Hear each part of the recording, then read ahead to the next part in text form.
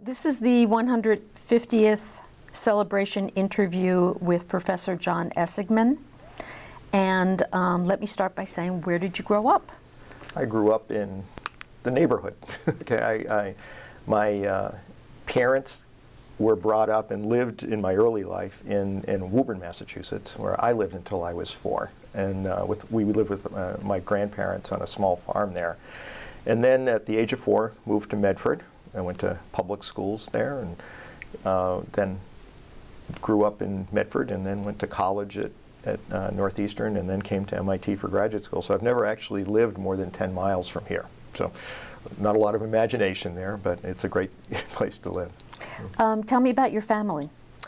Tell me about the family. So let me start with my grandparents, since we had lived with them when we were very young. So as I said, we lived with my grandparents in Woburn, and my grandfather was a German immigrant, a tanner. There are many interesting stories. He worked in the tanneries that were the subject of the book, A Civil Action.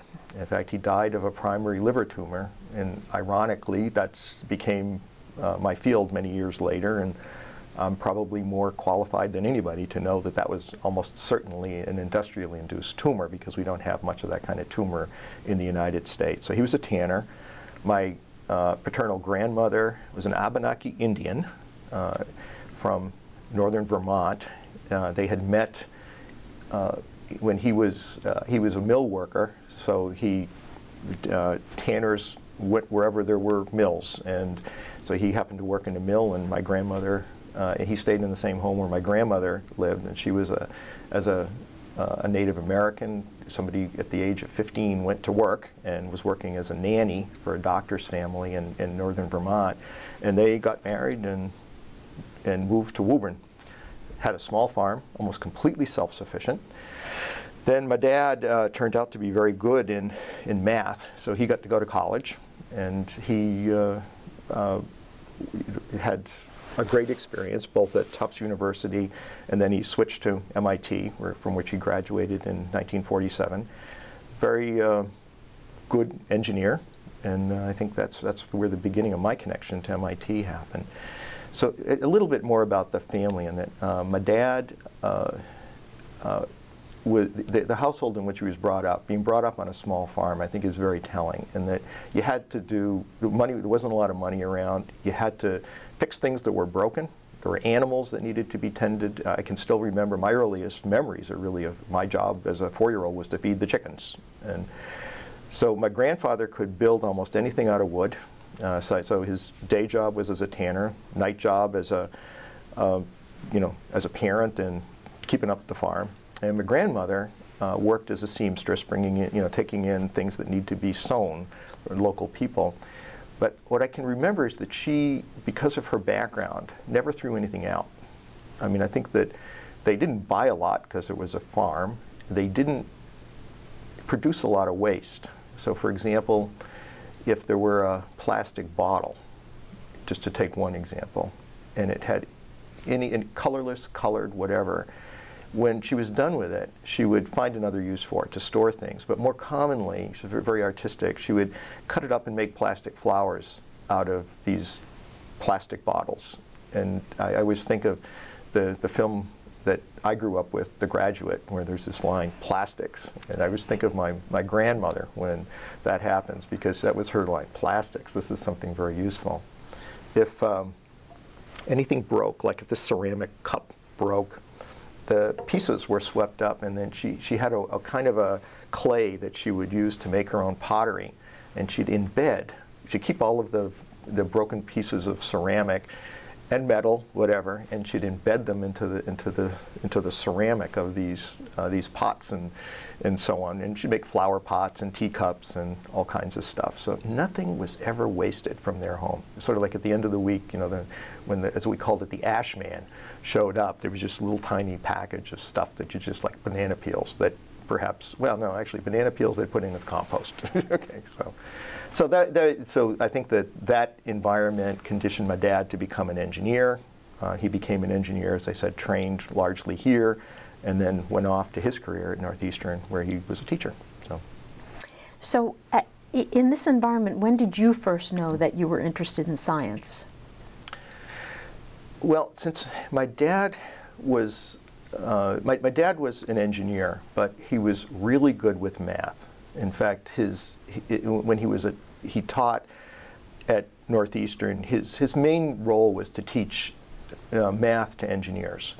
So as a kid, it was just logical to go to Dad to ask for help with math. It was striking to me how little science he knew. We distinguished math and science. But he didn't know anything about chemistry. He certainly didn't know anything about biology. You know, he knew about physics, but not the broader areas that are taught here at MIT. For example, the freshman year at MIT is physics, chemistry, math, biology, and then the humanities. And so he didn't have a strong science background. So so I was brought up in a math-oriented environment, thinking about problem solving, I think, which is something that engineers do, but was not until high school, I think, we had a really good biology and chemistry teacher that I think it's so important how one teacher can influence a pack of people. My two sisters and myself went to the same high school. We all became biology majors at the same college, Northeastern, and one teacher can have that kind of an impact. And phenotypically, I've gone off and studied chemistry and engineering and other things, but I think that I picked it up in high school. So. And did you choose to go to Northeastern because your father was teaching there? Yeah, the times were very different. I would say that I didn't give a lot of thought to college. It wasn't. It was really.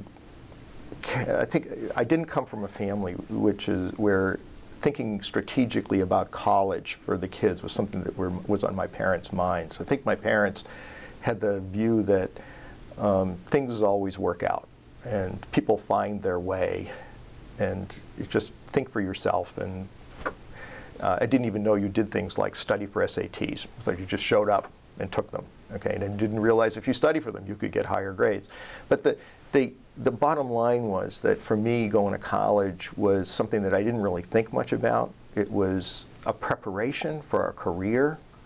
I really felt that going to college would give me the next step that I thought. I thought I'd only go to college and then I'd get a job. And that's what most people do. I got to go to Northeastern for free because my dad taught there. And so my two sisters, myself, went to Northeastern. I can remember, and my mother got her bachelor's degree from Northeastern. She was a secretary, helped put him through school, and then took advantage of the financial benefit, what do you call it? We all get employee benefits, and she got to get a break on tuition at Northeastern. So my two sisters, myself, and my mother all got our undergraduate degrees from Northeastern. And it was a great place. I think it still is. I think it's a great place. So you also did sort of an interesting thing at Arthur D. Little while you were at Northeastern. Can you tell me a little bit about that? So let me tell you about the co-op program at Northeastern. One of the reasons that Northeastern became well known was because it had a decent education program, okay, but what happened was you go to school for 3 months and then you got a job working for 3 months, and the jobs were good. If you did well academically, you get an even better job than someone who didn't, but everybody got a job, and so they're called co-op jobs in your field, and it helped to prepare you for your career. And as I said, a lot of kids from Northeastern went off right out into the industrial world, so these were for teaching or whatever. They had a big education program at the time. So one of the big selling points of Northeastern was the fact that you could get a job, and not only was that experience, but you could almost pay for college going through your 5 years. It was a 5-year program. So that was attractive to me. I'm not going to say I chose Northeastern for that reason, because I only applied to one college, to be honest with you, Toby. You apply one place and you get in.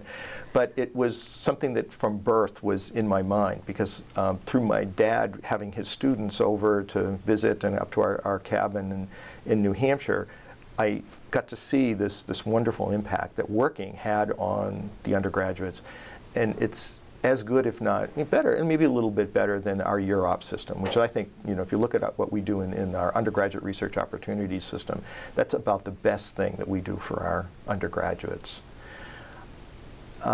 So Northeastern provided a great opportunity to get out into the real world. It provided an ability to graduate for a lot of kids without debt or with minimal debt. And it provided access to education for a lot of people that otherwise wouldn't, in particular in the Boston area, that otherwise wouldn't have access to education.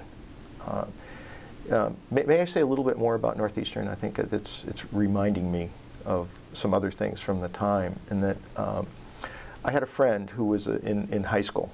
He got admitted both to MIT and to Northeastern. He ended up going to Northeastern, and he was saddened by this, but it had to do with the fact that he came from a very lower middle class background. He was Italian. He'd be first generation to go to college. This was before MIT had what we call now need-blind admissions. So family finances were absolutely a factor in this fellow's name, first name's Ernie, his ability to go to MIT.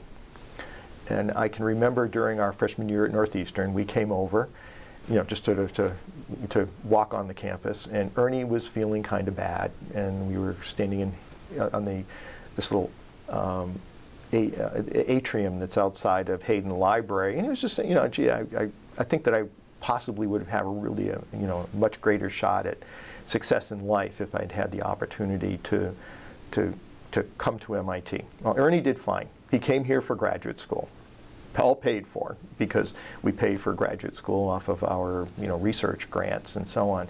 But I think that one of the things that I would look at that has that Northeastern filled an important role at that time for taking a lot of kids who were quite intellectually gifted, giving them the opportunity to get a good education that would allow them to go the next step.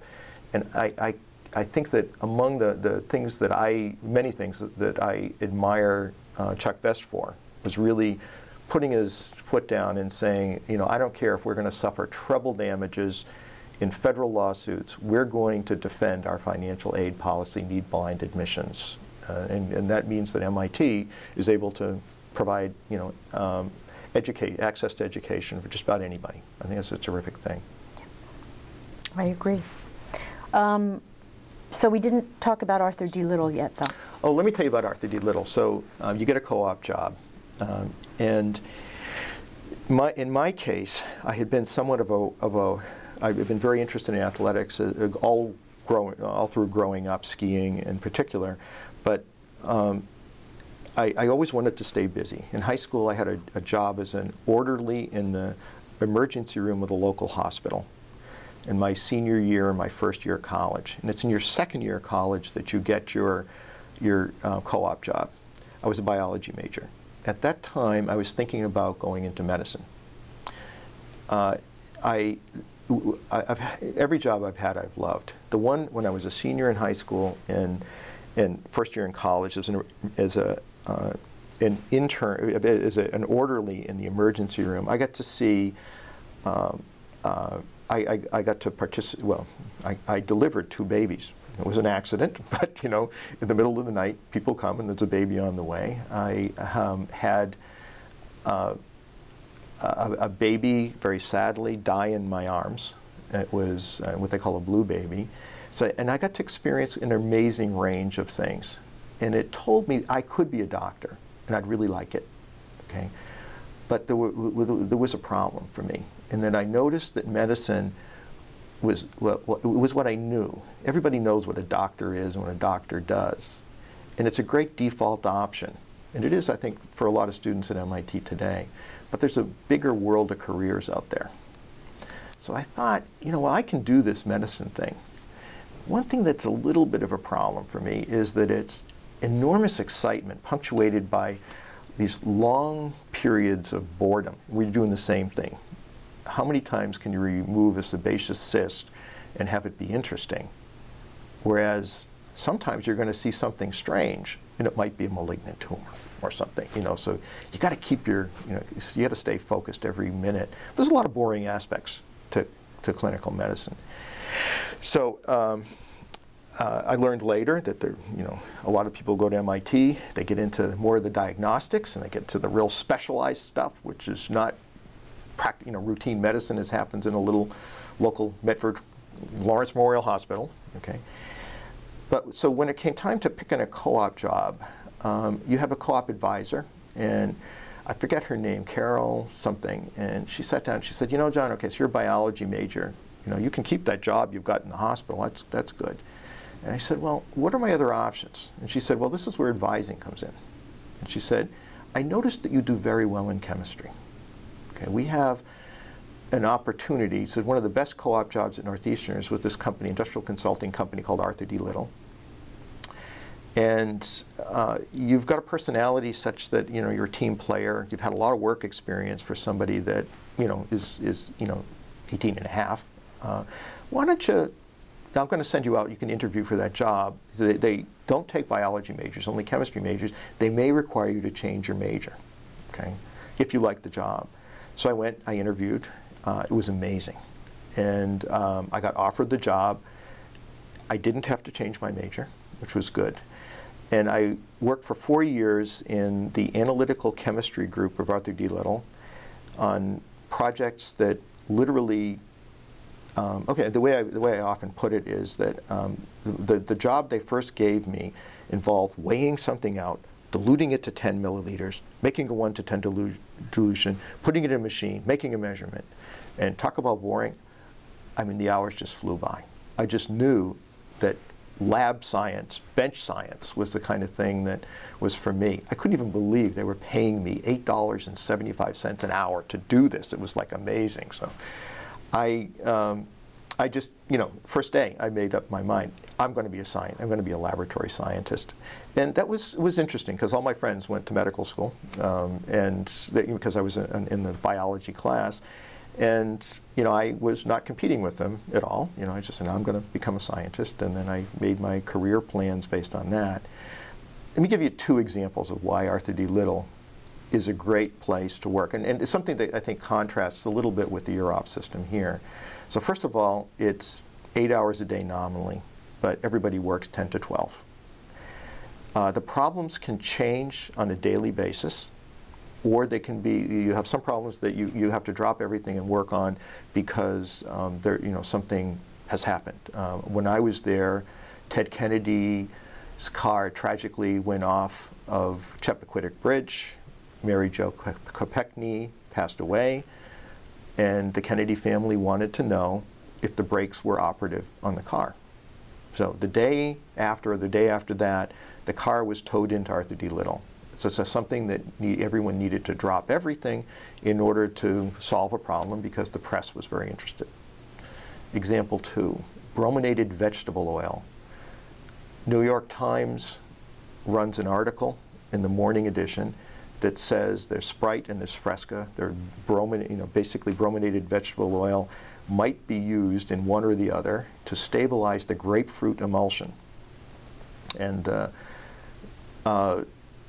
our client, I'm not going to say who it is, was either the makers of Coke or Fresca or Sprite, contacted, and they said, what we'd like to do is to know what our competitor using brominated vegetable oil because someone has declared that it causes cancer, okay? And we've got to know by noon, okay? And as the person at the low end of the food chain, who was always available, and I was given that job, and I had until noon, and at 11:59, I would go out to the supermarket, you pick up, you know, Sprite and Fresca, and you bring it back, and you do an X-ray analysis, and tells you that there wasn't any bromine, you know, there. So at 11:59, a 19-year-old gets on the phone with our client and says, well, your competitor is not using brominated vegetable oil. Long pause. Okay, and that cost them a lot of money to find that out. And then I said, but you are. So, and then long pause. And then they said, how much will it cost us to find out what they're using? Okay, and we know we had a grant. for that. We call it a contract at that time. So as a 19-year-old, I had a chance to, everything was about filling out your time card. As a 19-year-old, I had a chance to do business as well as science and learned what my time was worth, had access to world-class instrumentation. Two other stories. One was in 1967, a man at Yale, a chemistry professor, invented high-pressure liquid chromatography, which is a separation technique. In every lab has one. My lab has 5 of these machines. So it was invented in '67. But then after 1967, there's a big push because now someone had invented in an academic lab. Now it was an engineering problem. How are we going to make a machine? How is this going to become commercially something that you buy for $10,000, $20,000, a machine that you'll put into every lab? Picker Nuclear was our client. They became Varian Aerograph, a major instrument manufacturer, hired Arthur D. Little and said, we want to be first to have a product on the market. Please drop everything for a year. So I worked on this for a year. We would like to have the first commercial HPLC. And I was part of the 7-person design team. It was absolutely spectacular. It was so much fun. And imagine your application to MIT that comes after that, you've got intellectual property. In fact, I had a company on, providing some of the material that went into these machines. So I got to work with great group of chemists and chemical engineers on instrument design, and again, thinking about money. Commercial success is important. And then finally, there was an artificial sweetener that some of you may remember called cyclamate. It was between saccharin and aspartame in the history of artificial sweeteners. The Sugar Research Foundation wanted to know if cyclamate were bad for people. And there was no evidence of this at the time, but they needed to find out. It was in the Sugar Research Foundation's interest to find out if artificial sweeteners were bad, okay, as compared to sugar, which, now we causes obesity, but that was it wasn't an issue at the time. So this is, again, it's in the late '60s. The environmentalist movement is afoot. People are concerned about chemicals in our environment and do they cause disease. So my job was to feed people in prisons. It's not legal anymore, and in hotels that lived in hotels, cyclamate at 1 and 3 grams per day, and then I would collect their urine and feces and look to see whether the 1 and 3 grams of cyclamate that went in also came out. And it involved a lot of analysis of feces, and that's one of the strongest tests of your stomach for science, is to analyze people's feces. Okay? And I thought that was a great job. So when I chose what I was going to do next, I thought working at the chemistry-biology interface, I was really trained for that. And through this instrument design, which had a lot of impact on the life sciences world, and working with patients in clinical trials and developing the analytical methodology that underpinned the trial was important, but also the fact that our results showed that the stuff was broken down in people. And again, as a responsible scientist, this came out, we published this in the literature, and I think it led to the removal of cyclamate from the market. And almost the day I started MIT, cyclamate was, in 1970, was removed from the market. And I felt as though I had scientifically, I don't have a view one way or another on whether, I don't say I'm going to study this because I want it to be removed from the market, but I studied it and we got data that said, okay, it's important to get this off the market, and then let nature take its course, and the politicians removed it. So tell me how you wound up going to MIT. Yeah, so very much, I mentioned, how did I get to MIT? So when I mentioned, I just sort of stumbled into college. I applied to one college, I got in, and then just let the eddies of life just sort of guide me to went from one job to another. I've got to say that it was really almost the same thing when it came down to coming to MIT. In the fall of my senior year, my boss, a man named John Funkhauser, called me into his office at Arthur D. Little, and he said, John, we would love to have you stay here and work here. Lots of people make a career working in science, doing exactly the kind of thing that I know you love doing. And he said that all the department heads have got together, and but we want to provide you with another option, which is it's time to think about graduate school. It's the fall of your senior year. And I hadn't really thought about it. It just wasn't, there was a Vietnam War was going on. I was thinking that, almost like everybody, your student deferment would end and I'd probably get drafted or something else. And so it was, the late 60s were a very tumultuous time in the United States. So John Funkhauser, he said, we all went to MIT. He did. He said, and we've made a few calls. And if you really want to go to the chemistry department, that's where we went. We're chemists, and you basically can get in. You've got the credentials for it. It's not that they're not going to bend over and lower their bar. It's the place for you. And I said, geez, my dad went there. It's not something that's been a dream of mine since I was young, but my dad was a real practical guy, admired my dad a lot, and I'd certainly like to go and interview. So I came to MIT in the spring, in the fall of 1969, and for an interview. And it turned out the chemistry department was just closing out one of its divisions, and it was the division in analytical chemistry that I was interested in. It was the only division that had an interest in making measurements on biological systems. And I didn't understand why, and I understand today how institutions like MIT make decisions. We're of a finite size. If you're going to open something new and some new fields created, you've got to take something away. So MIT was at one of those moments of soul searching is what they should do. So they were basically saying, okay, we're cutting off this division. It would be the one that I would want to join. So I decided, okay, I'm not that, this is what I wanted to do, but I can look at, I can look at other places. On my way walking out, I remembered a family friend I hadn't seen since I think I was 10 years old. And her name is Emily Wick, okay? And she had received her PhD from MIT. She was an undergraduate at Mount Holyoke, received her PhD in the chemistry department at MIT. And when I was a kid being brought up, my dad, who had gone here, and Emily Wick were in a social circle of people who loved skiing. Every weekend, they would drive up to the White Mountains.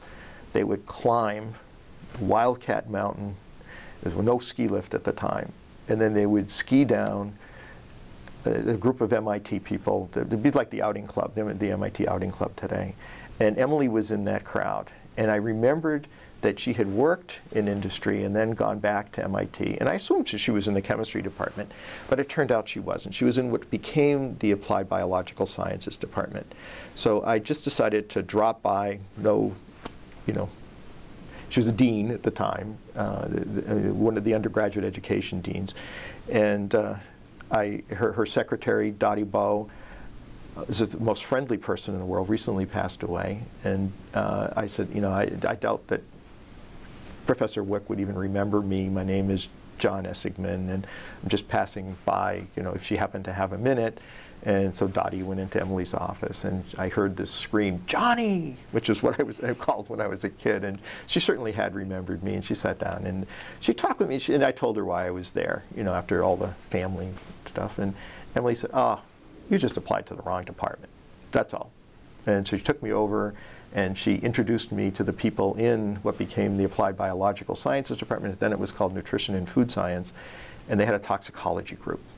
And there was just immediate resonance. It was what I wanted to do. So moved the, the application to that department, and the rest was history. So that's how I got to MIT. Do you remember what your first impressions were of MIT, of the culture and the students and the faculty? Yes, I remember what my first impressions were of MIT. And again, this is somewhat conditioned by the fact that I had been an undergraduate at Northeastern, which was a school that taught all comers from the neighborhood.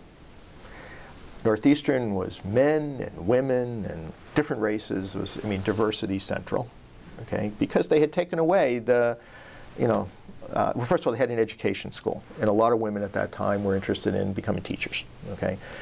The second thing was, they had provided access to education. They'd taken away some of the financial barrier. But my first impression walking down the Infinite Corridor was, this is incredibly white and incredibly male, okay? And it was that way for about 4 or 5 years after my arrival. I thought, this must be a very boring place, okay? And you'd heard of tech tools, and I don't know if they still use that term or not, but I was afraid that this would bore me to death, to tell you the truth. But then again, they had just invented Europe, I think the year before. When Emily took me to visit labs in her other department, there were undergraduates there. And while they were all white and male, they had a great time. Almost all of them lived in the Greek system. They were brothers, okay. They had obviously a culture that went back many, many years with events that were held all the time. Playing hockey in the alley. Things that I just were really cool. So I found that I really liked the undergraduates, that while they were a little mono-dimensional, I found that they weren't geeks and nerds. They were real normal people, and that I liked them. Okay, and then of course it became better as MIT diversified, later. But my first feeling was, this is awful white, awful male, and I don't think I'm going to like it here. Did you, during graduate school, did you have any particular mentors or influential professors who stand out? Mentors in graduate school, many.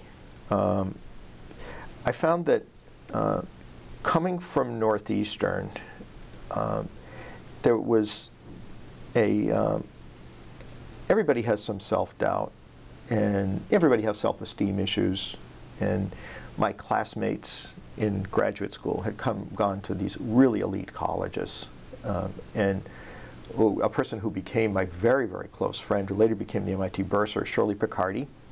And Shirley was introduced to us at our first gathering of graduate students as the top Harvard chemistry graduate in 20 years. Okay, and people, not realizing how that could take and deflate the egos of others, but they were real proud of Shirley, and they should be. I mean, Shirley's became, for my wife Ellen and me, and Shirley and Tony Picardi were our closest friends in graduate school. So it was a little intimidating, and so you needed some support. And I think that one of my things that support my self-esteem came from the fact that all this experience I had as an undergraduate just gave me, I was like years ahead with regard to being able to design and do experiments. So, doing lab work was always easy. Classroom, what I found was that some of my mentors were people like Shirley, who I learned that what it was like to work in a group of contemporaries, and they had worked in groups as undergraduates, and I'd worked with my wife as an undergraduate. We were undergrads at the same place at the same time, studying the same thing, but this was a big group. And I learned that MIT gave you problem sets every week that are harder than an average person can answer, and they expect you to work collaboratively to solve the problems. And some of these other graduate students, they're really good at this. They just knew how to organize a team and solve a problem, and then we would go have fun after that. It was very nice. My first older adult mentor is a man named Jerry Wogan. He became my thesis advisor. And a ski buddy. Ski buddy, that's right. I taught him how to ski. Okay, yeah, it was a reciprocity here, I think, to a certain extent. And Jerry became my thesis advisor. He's still one of my closest friends. He's 80, just turned 80 years old, and he has just an incredible style of knowing, being able to see the minute details of any complicated problem, but being able to zoom to 30,000 feet and be able instantly to express how it affects the person on the street. Okay, and it's that kind of ability to shift perspective that he's always had. He taught people from his lab, and I think that you'll find a lot of people have gone out and done work of some impact, or is perceived as having impacted people, only because they're able to communicate with anybody about what they did, make it understandable. And you know, you know, I think my dad and I were very close, and I look at Jerry as a father figure as well. And since my father passed away, I mean, increasingly Jerry has maintained, you know, the older adult that you go to in times of trouble when you need wise advice. So Jerry Wogan. And then there's our other partner in research, George Bucci. George, the chemist's chemist, renowned for being able to, in chemistry, chemistry has a lot of beauty to it, and you're like an artist. You make molecules that haven't been made before. But how you make them sometimes is really important, because at the end of the day, you want to sell them. The fewer the steps, the more money you make. It's pure MIT economics. And George was really good at keeping the number of steps small. And he was among the most, he had probably the most critical analytical mind that I've ever met. Every time you sat down with him, you had to bring all the data. He would take calipers out of his desk and make his own measurements on the spectra that you brought him. He would find every reason to undermine your conclusions, and then send you back to think of experiments that you would never be asked to do anyplace else. But in the long run, he taught you to raise the bar, to have standards that were of this place, I think. So that was George's mentoring role. And then a third person I'll mention is Steve Tannenbaum. Steve is the ultimate generalist. He was an undergraduate here. He graduate student here, what they call a lifer, actually. And I don't know if you've heard that term, but you know, he's an MIT lifer. And Steve, pound for pound, is probably the most versatile scientist / engineer that I've ever met. Doesn't matter what the problem is.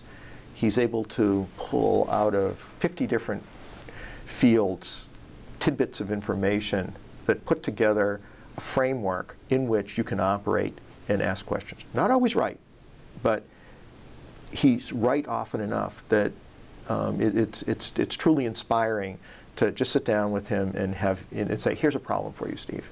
Can you think outside the box? And he's never lived in the box, so he's just able to go like, you know, all over the place. A fourth person might be a man that I didn't really know that well, but admired a lot, Sam Goldblyth, a former vice president of MIT. Sam is perhaps best known in the administration as being a brilliant fundraiser. He again was a lifer. He was drafted or enlisted in the military at the beginning of World War II, was part of the Bataan Death March, and both Japanese and Westerners have acknowledged over the years that they were able to stay alive because of Sam Goldblyth's ability as an engineer to be able to keep them alive by, you imagine you're walking through a jungle and you don't have a lot to eat, and you got to make sure that you're eating stuff that you can eat, but then, you know, at the same time, you know, trying to maintain a microbiological standard that will keep you from getting diarrhea or, you know, any kind of, you know, infectious diseases. And so Sam had, you know, received a lot of accolades after the war, not only for helping our side, but the Japanese as well. And that began a career in international service that resulted in him winning, I forget, it's whatever Japan's most senior accolade they give to a person who isn't Japanese. And so, you know, it began a lifelong, you know, war began a lifelong friendship with your enemy that resulted in A, good comradeship, B, good business, C, good education. And the reason I mentioned Sam as a mentor is because in everybody's career there are bumps in the road, and there was a funding glitch at one point in which three of us were without funding. I had come to MIT on a fellowship, and that fellowship ended, and a bookkeeping error had resulted in there being no money for me for my second year. And Sam, as a very senior position at MIT, said, "No, we're not going to let you go." And he was able to scrape together the money, and he kept me here because I couldn't afford it. You know, okay. But he was, and then I got to know him over the years, including when I was a faculty member, and just, you know, we go to lunch once a year, and it was just sort of like just a wonderful opportunity. And then I'm going to say Emily Wick as the last one, because while I never worked with her, she left around 1973 or 4 to become the provost of Mount Holyoke. But I think she felt a little responsible for me, in that she had played a role in getting me there, and she wanted to make sure that I was well advised and well mentored. And I'll just point out that Jerry Wogan's first high-impact publication also had Emily Wick's name on it, and so they were good friends, and I believe continue to be to this day. So she was my other mentor. You become part of the faculty at MIT. I got my PhD in 1976, and my wife almost immediately started graduate school here. MIT at that time told me that they wanted me to take a faculty position. I wasn't sure it was the right thing for me. I'll just say that at the outset. But my wife and I had a long talk about it, and we decided that, well, I'm sorry, I want to back up for a minute. MIT said, "We want you to be a member of the faculty, but in order to get a job here, we think it's a good idea to go away to do a postdoc and then come back. So you'll have experienced another environment." And increasingly at the time, MIT well, MIT's always been concerned that perhaps we're a little too inbred, and consanguination is not a way to build a strong gene pool. Okay, so I think that my department had even picked a laboratory at the University of Wisconsin that they felt would benefit me, because I would be able to come back with the state-of-the-art, you know, most rocket science toxicology that, you know, and it would be good in cross-fertilization. So I talked with my wife about it, and we decided that we were too much of a couple to be able to want to live apart. And she had the opportunity to come to MIT, and that's something you don't turn down. So, so we decided that I'll take my professional risks, and I went and I decided to do postdocs, partly in my parent department, but I went to work in biology with Jonathan King, who's still here, world-class molecular biologist. I was at the time what you would call a chemist, and nobody in chemistry at that time did anything in biology, aside from biochemistry, okay? But certainly nobody did anything with bacterial viruses. I had, during the time that I was a student and a postdoc, I really felt that my passion coming out of industry was I saw in industry, biology and chemistry work together very well, and in particular in drug development and drug testing and so on. There are a lot of environmental chemicals out there, and why are they dangerous? Because they affect biological systems. So, you know, just many reasons why biology and chemistry should be working together, but they weren't at MIT. So, you know, I thought if I'm going to be a chemist working in a biological environment, you know, I had an undergraduate degree in biology, but that wasn't world class, and I'd never worked in the field. So I should work at the most basic level, genetics. And I went to work in John's lab for a year. He taught me, again, the most menial things always fascinate me, how to, what they call titer or measure bacterial viruses, you know, growing in bacteria. And I learned everything I could about molecular biology, but in particular, the field of genetics. Genetics is, you know, molecular biology is really cool and very sexy and very modern. Genetics is crossing things and being able to correlate the structure of a gene with the function of whatever that gene encodes, be it protein or RNA. And I found genetics was both fascinating, it was quantitative, and it had a chemical basis. So I chose, by working with John King, I said, you know, what's really interesting to me is chemicals damage DNA, things from the environment. And sometimes that's bad. Aflatoxin can bind to DNA. That DNA can mutate and cause a liver tumor. Sometimes that binding is good. The drug cisplatin can bind to DNA, and somehow that will selectively destroy the DNA of a tumor. Okay. But how do you make that bridge between the chemical binding and the biological event of mutation or death? And there wasn't really any science that bridged that. Working in John King's lab, I realized that with the skill sets that I picked up in chemistry and then in genetics, I could really be the person who would initially make that bridge. So while I had lost a couple of years I actually had a very prolonged postdoc. It was almost 5 years.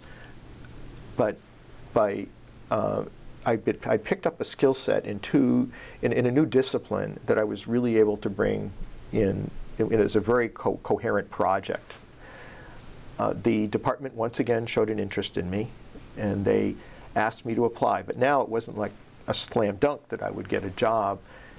And I started in '81. I don't know when affirmative action came in, and you know the requirement that for what they call serious search, which I think of course is a very good thing, but somehow in that period of time there had been a transition from you want a job? Sure.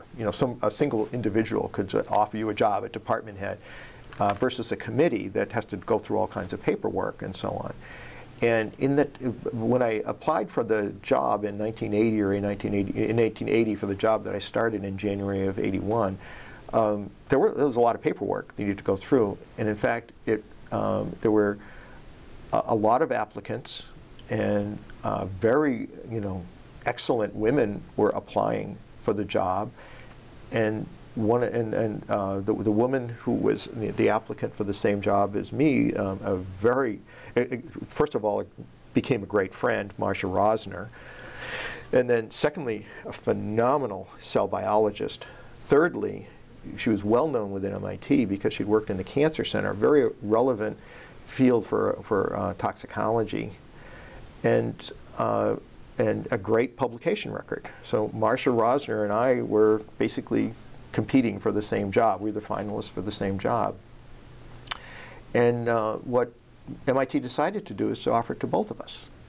And this is where I think a great department head comes in. It was Jerry Wogan, my thesis mentor. And I remember when I joined the faculty, the first thing that he did was he said, "I'm no longer your friendly friend, from skiing and all these other things." He said, "Now, if anything, I'm going to be treating you harder than anyone else because I feel what they call a conflict of interest." So my startup package was very modest, $12,000. So that's considered a joke nowadays. But he said, "You're a resourceful guy, John. You know where everything is. You can borrow things and everything." I said, "Yeah, I can do that." I wasn't in any way offended by the low startup package.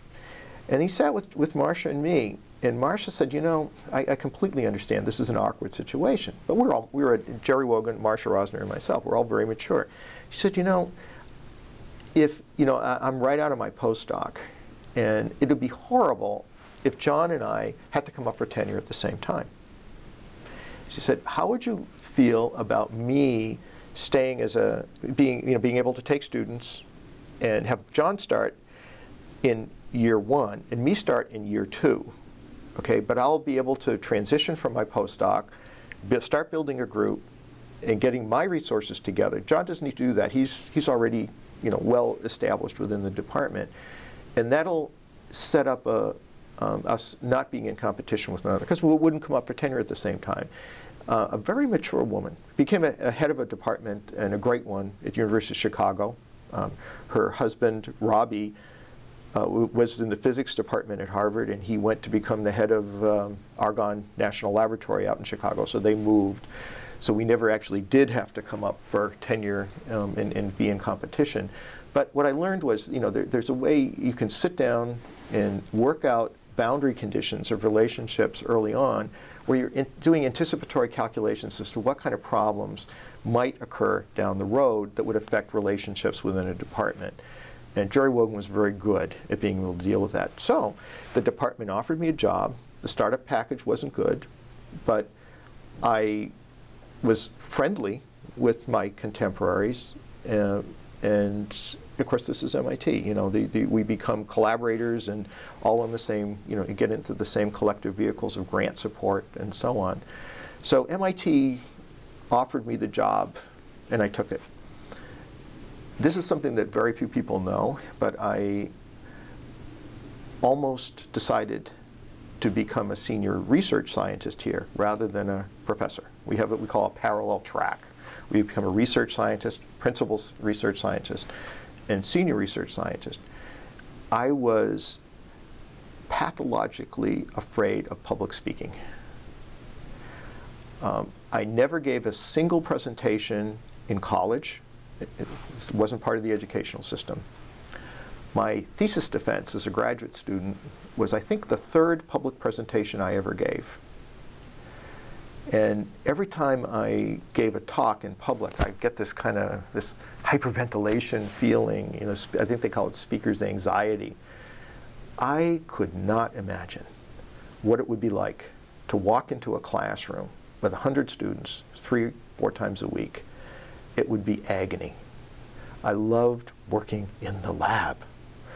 And this self-doubt, I've dealt with the problem, but this self-doubt with regard to whether or not I can actually do it almost resulted in me saying, you know, the easy path for a guy like me is working at a place like MIT where I can I'll always be able to get my own grant support, have complete freedom to choose what I work on, and maybe have a lower profile. But for me, that's pretty good. You know, I think, you know.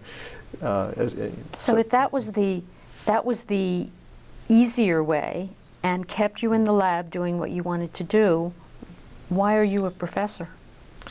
That's again, it's a mentoring thing.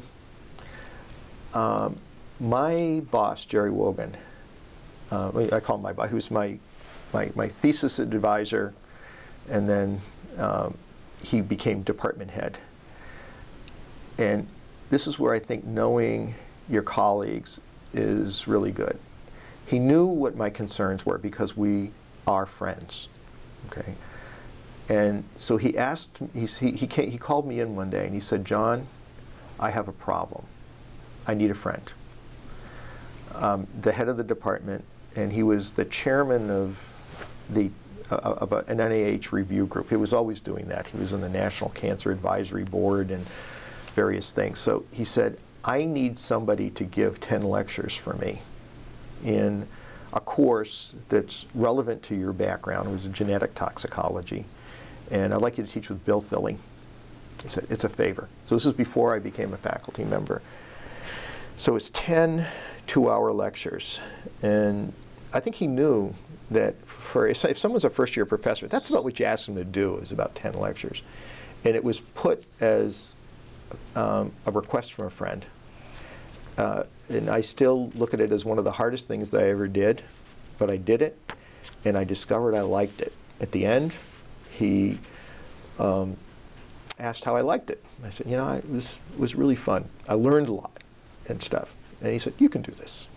So that's how it happened. Because you do chemistry, toxicology, biological engineering, can you talk a little bit about collaboration at MIT? Collaboration at MIT is, I think, one of the things that brings people here and keeps them here, and especially in my field. Again, I think it's very much the way things happen in industry. In industry, you know, you've got a goal of success, and people working together, people from different backgrounds working together, is a great way to solve a problem in a reasonable amount of time. So collaboration at MIT, I mean, I came here to work, and tried to get into the Wogan lab because it was so collaborative. I mentioned that Jerry Wogan worked collaboratively with George Bushy. He also worked collaboratively with a man named Arnie Demain, who eventually became a biology professor here. Arnie was, before MIT, the director of industrial fermentations at Merck, and a bunch of engineers. Let me give one example of collaboration both at MIT and how it has to translate into a more global collaboration.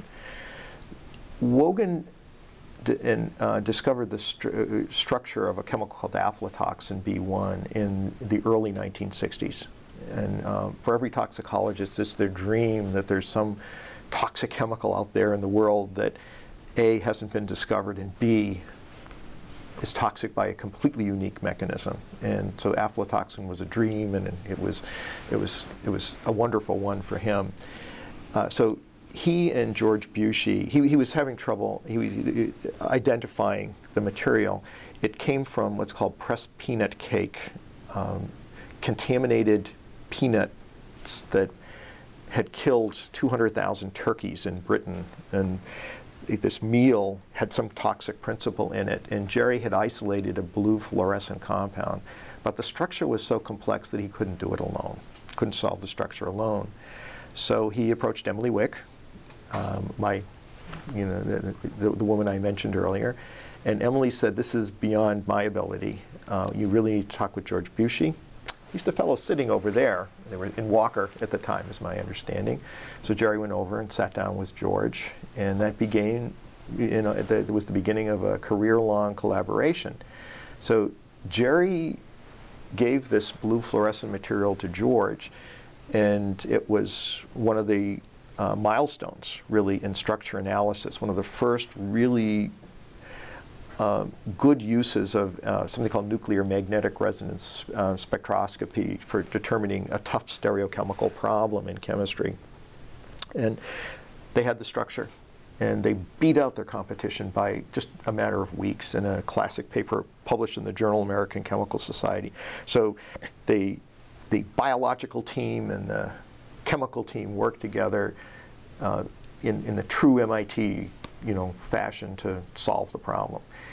But then the problem became one of, well, are people going to, are we exposed to this? That's A. And B, is it really as dangerous as we think? You know, why did these 200,000 turkeys die in England after they ate this stuff? I mean, it was obviously a potent toxin.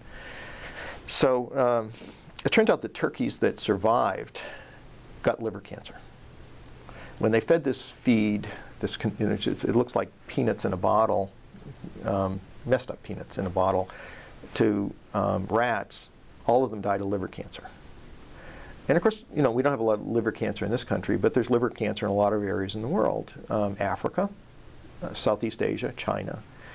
So there were two problems. These were addressed before my time, but again through collaboration. So Jerry said, okay, let's get a feeling for how dangerous this toxin is to a bunch of different animal species. We'll call them surrogates for humans.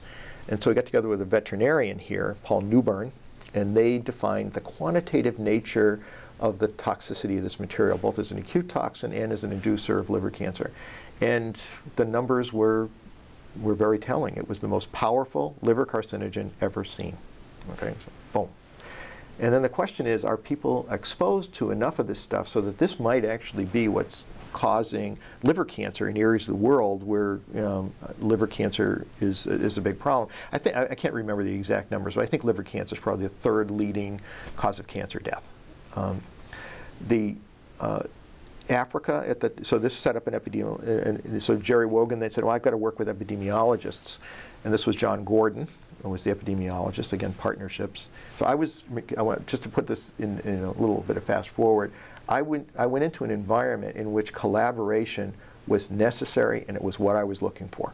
Okay, not narrow, monodimensional science, but the ability to work in a network with people. So the epidemiology was set up, and then they needed to say, okay, where are the places that there was a lot of liver cancer?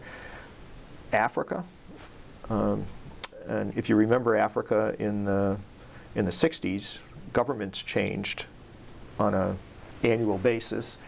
And if you're doing epidemiology, you really need 5 years. You've got to study a population over a period of time.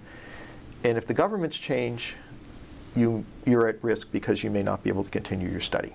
Okay. India, again, there were problems of governments changing over, but also they didn't have as much of the problem, possibly because of a vegetarian diet, more vegetarianism. That might be there may be some benefits to that diet. China had the problem, it was incredible, but it was politically inaccessible.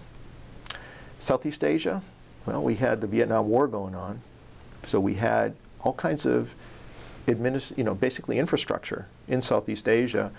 The jets flew out of, some of them came off of airplanes, but most of the jets flew out of Thailand.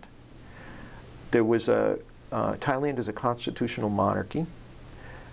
The royal family wanted to encourage anything that would benefit the Thai people. And there was a bunch of MIT people who were looking for a place to do science. And a very ethical person, Jerry Wogan, who said, sat down with the head of the medical school there, and he said, we don't just come in and go away. We form collaborations. We form research partnerships. So they began what's called the MITAI program.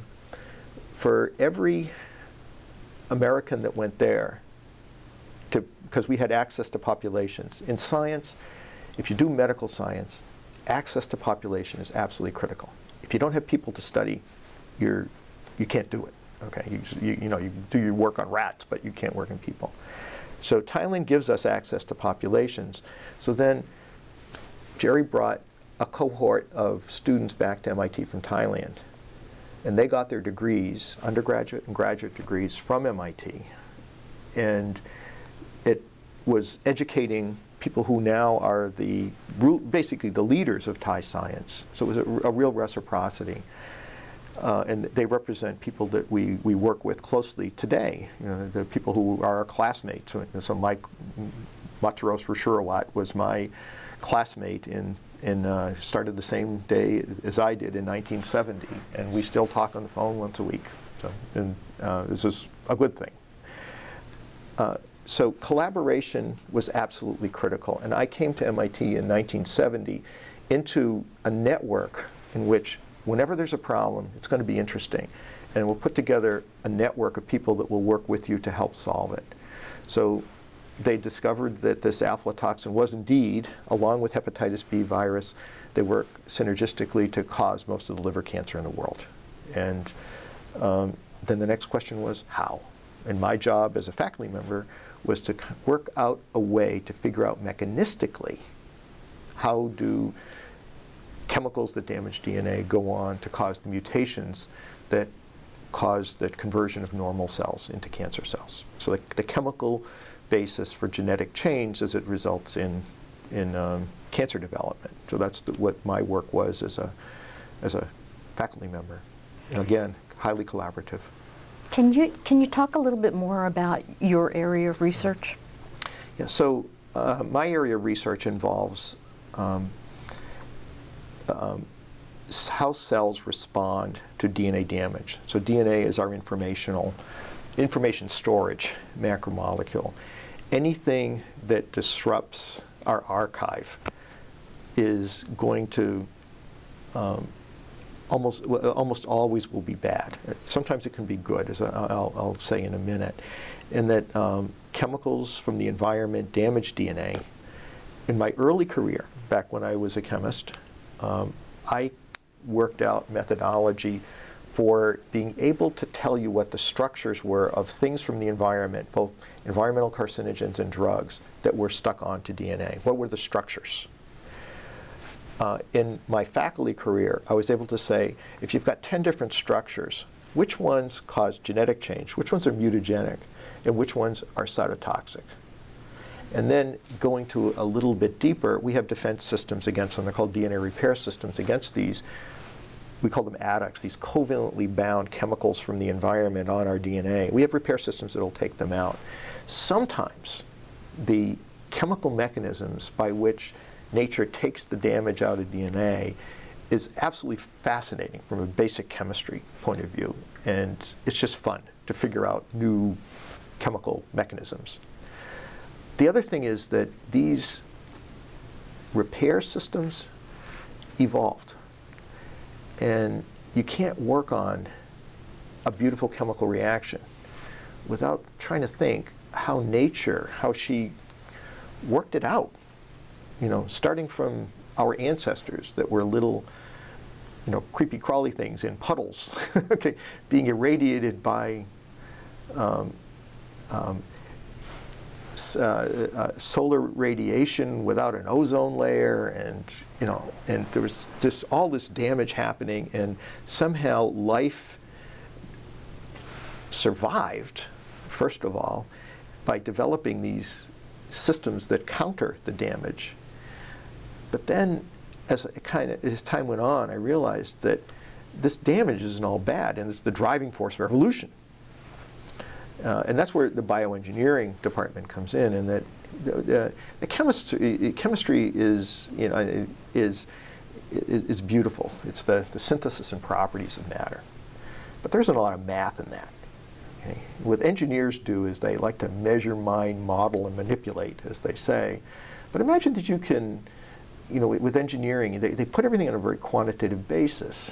And so in interacting with and networking with engineers through collaborative arrangements, they say, well, you know, you've got a chemical. It's causing mutations at a certain rate. And the environment changes at a certain rate. So because you get mutations at a certain rate, that means that you create diversity. Okay? And if you create diversity, that means when the environment changes, if it happens suddenly, you know, some kind of thing from outer space, you know, Armageddon, you know, a movie, you know, it happens, something will survive, okay? And it's because of this diversity. And climate change, whatever. There's shifting of the equilibria of life all the time. Engineers find it fascinating to model those processes because they can be, that math will provide you the accessibility tool to be able to do that modeling. So as time went on, I became more interested in, as much interested in chemicals causing DNA damage that cause genetic disease, you know, the tumors that appear, you know, in us over time, as the evolutionary process. In other words, we're exposed to these DNA damaging agents, and the upside is that it drives evolution. It creates diversity, and then can you, you know, it's fun to understand evolution. You feel like you're in you know, in the intellectual lineage from Darwin and Wallace, okay? But also, you know, people are learning that you can leverage an understanding of evolution to push it fast forward, such that you can evolve drugs. You know, use the principles of Darwinian evolution to come up with new ways of discovering drugs, create a lot of diversity in molecules, and then have a natural selection process for the ones that work for your defined goal. So that sounds like a good transition to talk about KP 1461. KP 1461 is a drug candidate by a company called Koronis Pharmaceuticals. That's what the KP is, Koronis Pharmaceuticals. And I am a co-founder of Koronis. I originally started as a company called Darwin, which I thought was a better name. This was it was a company that began at a scientific meeting in California. And it was originally myself and a University of Washington professor named Larry Loeb, and then later joined by another University of Washington professor, Jim Mullins. Larry is is one of my closest friends and one of my fiercest competitors in the mutagenesis field. He's a physician, and he thinks more biologically about my field. I think I'm the chemical conscious of the field. He's the medical biological conscious. And Jim Mullins is a virologist specializing in HIV/AIDS. So in the 1980s, Ronald Reagan was the president. Ronald Reagan was not a friend to the gay community.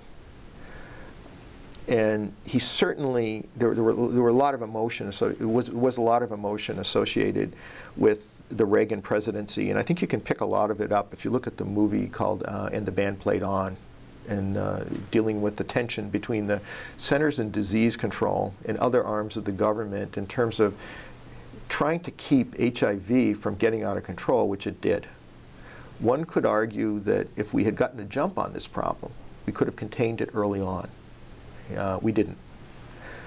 The Reagan administration didn't want to fund research in AIDS directly until there was public pressure because of contamination of the blood supply. And people started, being concerned, okay, now there's enough of the virus out there that heterosexuals will get it, and now it's a moral imperative that we address this. So the Reagan administration, so there's the AIDS activist community, which is, I think, one arm, but then there's the cancer community on the other. And I've always worked on cancer research. In a Republican administration, typically the rate of funding increase for disease doesn't go up as fast as under a Democratic administration. And the Reagan administration was trying to keep the funding for science to be about the same, trying to keep it at the same level. But so AIDS became a problem. And in order to fund something new, they had to take something off the table. Cancer was the most lavishly funded disease. And so they took the funding for AIDS out of the cancer budget.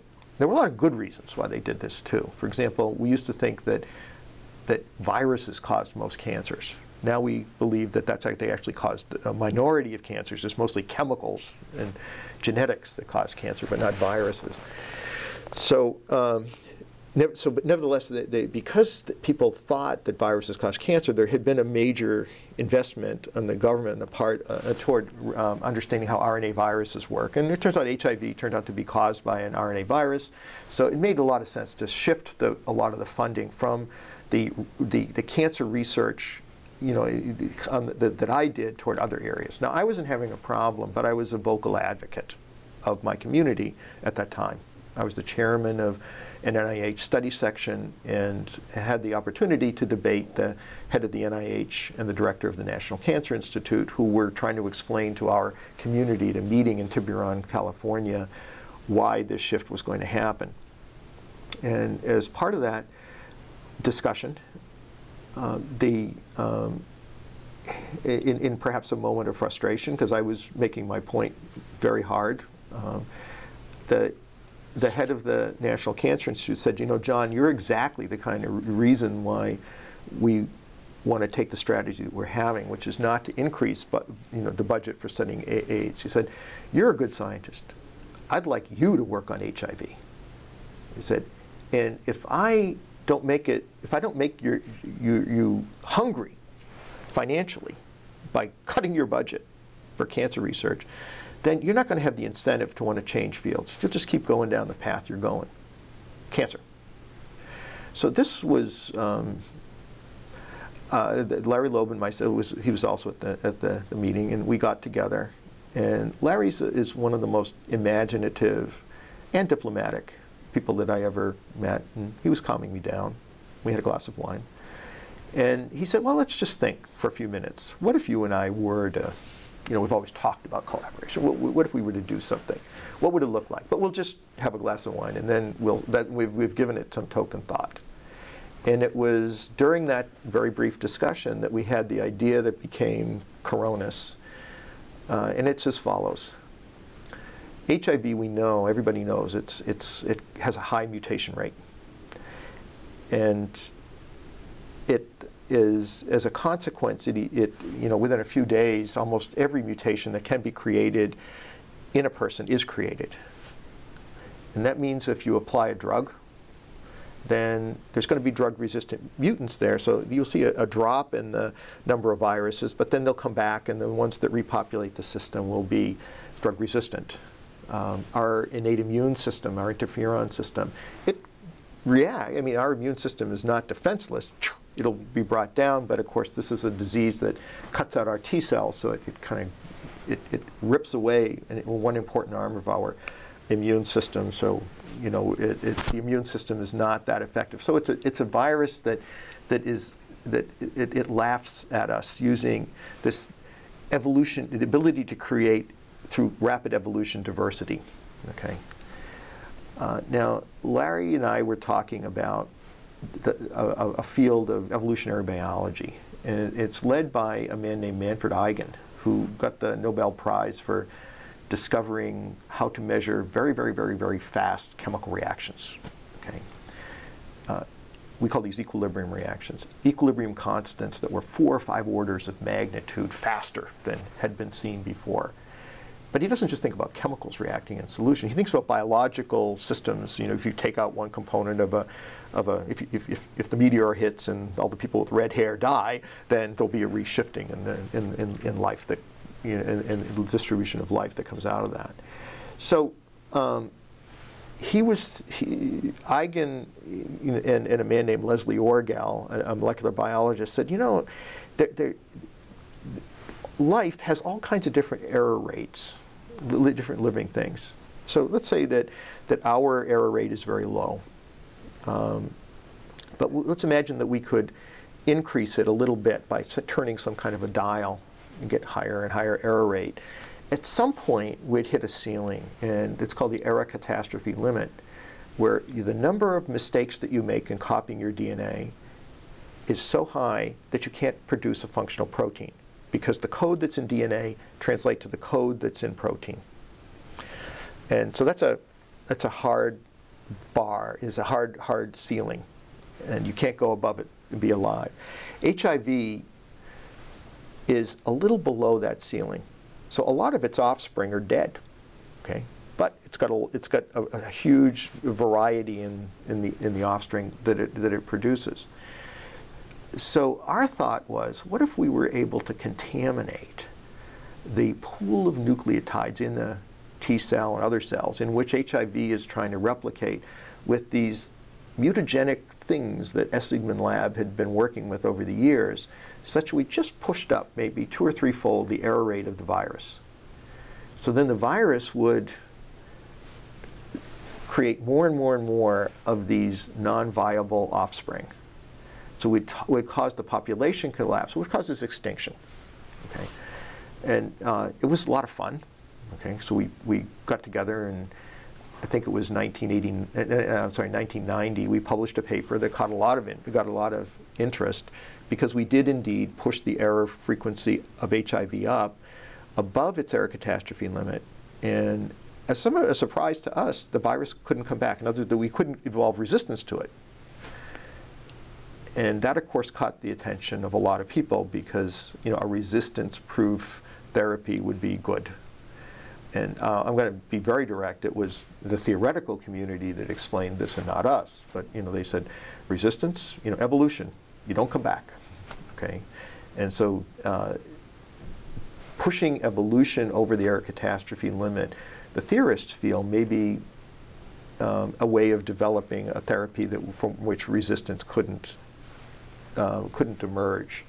So that was enough to make it a company, a small company. Always wanted to say small. We learned a lot about big being in companies, meaning that commercial success will drive you always toward business goals and not necessarily toward a drug. We all gave up a lot with regard to our equity position within the company because we wanted to see it play out in the clinic. And the company went through a molecular diversification strategy, came up with this KP 1461 that looks very good in the, well, it's certainly safe in the clinic. And what we know is, looking at the DNA, we're looking at the RNA of the viruses in patients that have been on the drug for 4 months, that we actually see the mutations that we programmed into the drug accumulating in real patients. So the patients, there's a trajectory, there's an error catastrophe limit, and there's a trajectory, and we're now raising the money that it takes to try to do the last stage clinical trial to see if we can, in patients, actually hit this error catastrophe limit. So from my perspective, it's kind of nice because we study genetic change. It's something that's not considered what was never considered to be something that you could, preventing disease was never something that was considered to be a big industry. But out of that, through the external pressure brought on by a reduction in the NCI funding, I guess it's almost like evolutionary thing.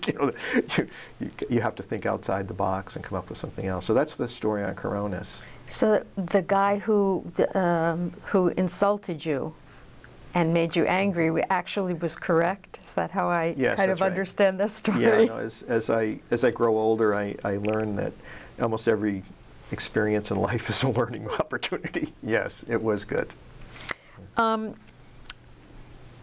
Let me go back to a minute when after you did this series of 10 lectures and you decided to that you actually enjoyed teaching. Can you talk a little bit more about what it was that, or what it is that makes you like teaching? What do you get from it? What do I get from teaching? There's two things. One is eternal youth. I mean, I think working with young people really is something I enjoy a lot, and it's just wonderful to throw out ideas and to get feedback from students. The second thing is that I like is the challenge of communication, and in fact, communication with chalk. I'll just, I like reading the literature, trying to update my material, but then as more and more is learned, you got more and more to teach. And so how can you, it's fun for me to try to figure out what I take out in order to put new stuff in, and then through artwork, how am I going to be able to present that at a rate that the audience can pick up. Okay, so you don't go too slow, don't go too fast, punctuate with funny stories or whatever, but kind of get it done. It's the challenge, but so I like that about teaching. The other thing is that I think that everything about MIT is a laboratory experience. So the way I've just described teaching is I study how it works, I reflect upon it, and I try to make it better. That's the way you do research. And you have a goal, and the scientific method we learn in the 7th grade really is sort of the way it works in professional science.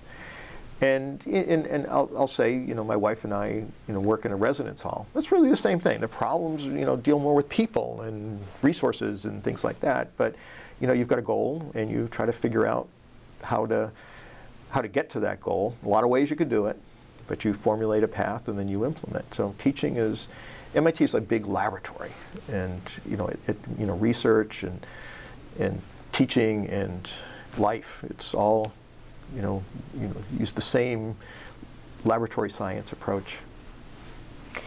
So unlike most professors here, you get to know the students in the classroom, but you also get to live with them. So talk to me about what the appeal is of being, you're like officially a housemaster? Is that what your title is? I'm a housemaster along with my wife in Simmons Hall. We've done that for 7 years. And for 7 years before that, we were the housemasters in Newhouse. Okay, we have a very different but equally wonderful place. So housemasters are members of the faculty who have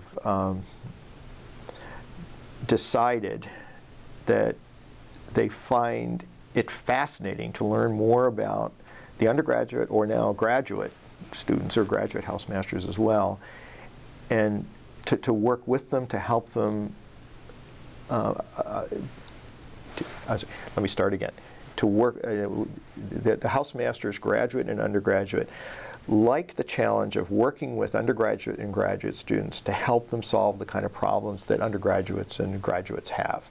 Now those problems could be academic, okay, so you got to know your way around the academic landscape, and my wife is, was a graduate student here, she's an alum. And the second is the personal bumps in the road that everybody runs into, and hopefully life experience can help with the easy problems, and for the hard problems, student support services, the medical department, we have them on speed dial, okay? And then the third thing is these are young people who are learning, and not just the stuff we teach them in the classroom, but also they're independent of their parents or whoever supervised them in being brought up, and they're put into this bubble of 18 to 22-year-olds in the case of the undergraduates here. And part of the job is to teach them how to get along in life and interacting with others, and solve problems as a group or individually. And this is something the housemasters try to do. So we've got a role as older adults. Just I've often said that it helps being a parent. It's a lot easier to be a housemaster than it is the parent of your own child, because you can give advice and you're not as personally connected with it. But giving that advice, I think, is something that it has impacted the lives and trajectories of a lot of people. At MIT, I think it's really important to have housemasters, and the reason is that there are two reasons. One is that our undergraduates don't have a lot of limits on them in terms of coursework, and that makes them very busy, and perhaps they're not as they don't have as much time to seek advising as perhaps if they would have a lesser load. So knowing personally on a first name basis your housemaster is, I think, a very good thing. The second thing is that our undergraduates tend to be a little bit more socially reserved, and approaching somebody they don't know, a teacher in a classroom, even their academic advisor, there might be a little bit of actually there is an energy barrier there. And if you know somebody in a social context, in a fun context, then that lowers the energy barrier for interactions. And then you find out, the undergraduates find out that these older adults are not really that different, from parents and others that can help them along their way. And then they talk with you about their career goals, their relationship problems, and the problems with 801, okay, and 802 teal. I've got a real serious problem with that. And if you understand the jargon, then you can understand what teal is, and you're wondering what teal is, but what is teal, and why are the students so either excited about it or not? And then you can say, this is interesting. Let's bring the people who teach with this teal technology over here. Let's have an evening of discussion so that everybody can kind of come to understand what the issues are of those who don't like teal and those who are presenting teal, to try to make teal better. So it's a teaching-enabled laboratory. But it's basically the students sit around in a circle. They each have a computer in front of them, but if you could see through the computer, they'd all be facing one another. And it's a group way of learning physics with a computer in front of you. I know it sounds a little bit strange, but it's the modern generation. Sounds like MIT. Yeah, it is. Talk to your friends through a computer. Yeah. If I could say one other thing, though. Every once in a while a real crisis comes up, and this is when I think the housemasters really shine, in that having some older adults working as elite, who are known to the entire student population, working to help communicate that things are happening. There are a lot of people who are busy in the medical department, in the dean's office, or wherever, and these are the, we can maintain confidentiality and so on, but to maintain, an information flow and counseling if in case of true tragedies, and make sure that those affected can get the help that they need. So it's a community helping role that I think the Housemasters have. So this is a very healthy thing. What do you think you've learned about the student body from being a housemaster that maybe teachers here would not know? What I've learned from being a housemaster is enormous in a lot of ways. First of all, I think I've become a better parent. But I think the key thing is this. I've taught large classes at MIT in the hundreds, and you don't get to know the students real well. And I would say that the faculty, who are perhaps as socially reserved in some cases as the students themselves, get the feeling that the students are grade grubbers. They're taking too many things, and they're, I've even had a student come up to me and say, I fell asleep at this part of your class. I want you to explain it to me, but only if it's going to be on the test, because I'm a pre-med and therefore my time is really, valuable. Okay. I've had another one come to me and say, I sit down with every professor after every exam and go over every question to see how many more points I can get. My parents work very hard for the tuition that they pay at this place, and therefore they and I believe that I have a right, and it's to everyone's best interest that I argue for every point. And this is, that happened to me.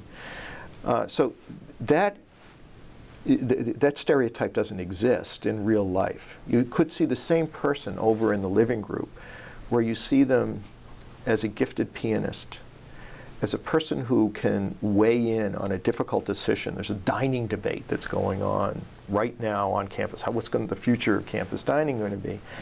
And the person who may be saying things that you judge as a faculty member to be completely inappropriate on the east side of Mass Ave. On the west side, you get to see the other side of that person, who is a person that you love having as a neighbor. And I think that the faculty, one of the reasons that the Housemasters exist is to communicate exactly this point. These people that you look at as grade grubbers on one side of Mass Ave are the most wonderful, talented people that you would just feel so proud having as your child. This is very important. That's part of the communication center of MIT.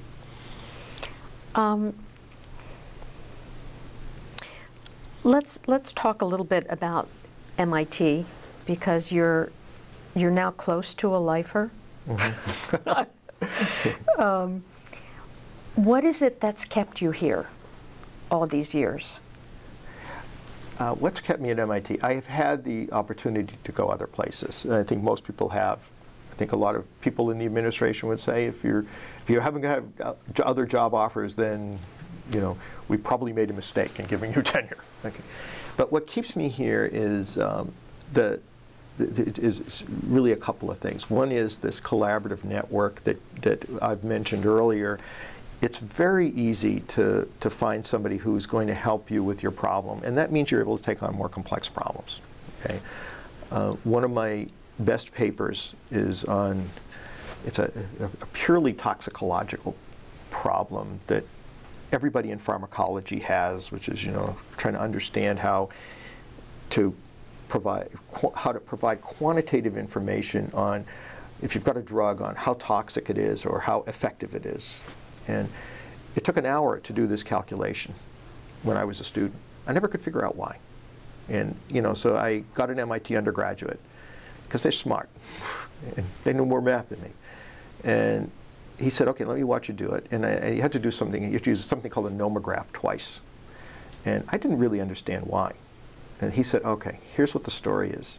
You use a nomograph when there's a differential equation that you can't solve, you have to approximate. So the undergraduate said, follow me.